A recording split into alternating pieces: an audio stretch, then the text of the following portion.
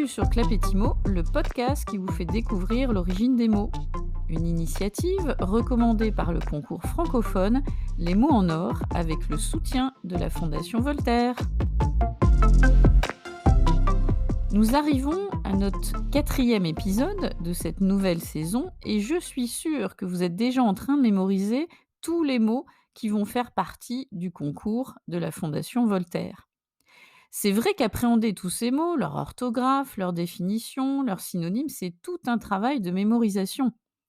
Vous avez entendu, j'ai bien dit un mot qui pourrait vous intéresser d'ailleurs. Non? Vous ne l'avez pas entendu? Je vous ai dit que c'était bien difficile d'appréhender tous ces mots. Ah, vous avez compris maintenant. Nous allons nous intéresser à cet infinitif que l'on va s'empresser d'épeler. A, P, P, R, E accent aigu, H, E, N, D, E, R. Si l'on avait à trouver des synonymes, nous pourrions dire par exemple concevoir ou encore envisager.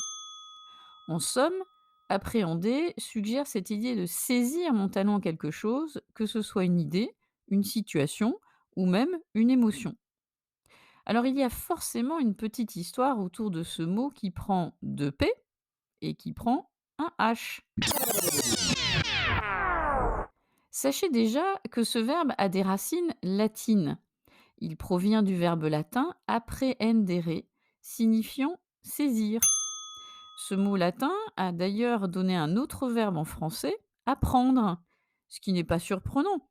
Pourquoi? Parce qu'au niveau du sens, appréhender et apprendre sont tous les deux synonymes de saisir quelque chose. Composé de la préposition latine signifiant vers et prehendere signifiant empoigner, prendre, saisir. Donc, littéralement, le sens originel d'appréhender signifie saisir vers soi quelque chose. Vous vous souvenez, dans les épisodes précédents, nous évoquions nos athlètes antiques qui s'entraînaient jour après jour dans le gymnase. Eh bien, on aurait pu dire qu'ils appréhendaient leur adversaire lors des entraînements, dans le sens où ils les saisissaient à bras-le-corps. Ils les saisissaient vers eux. Puis, vous l'avez compris, avec le temps, notre verbe a évolué pour inclure une dimension plus intellectuelle, plus abstraite.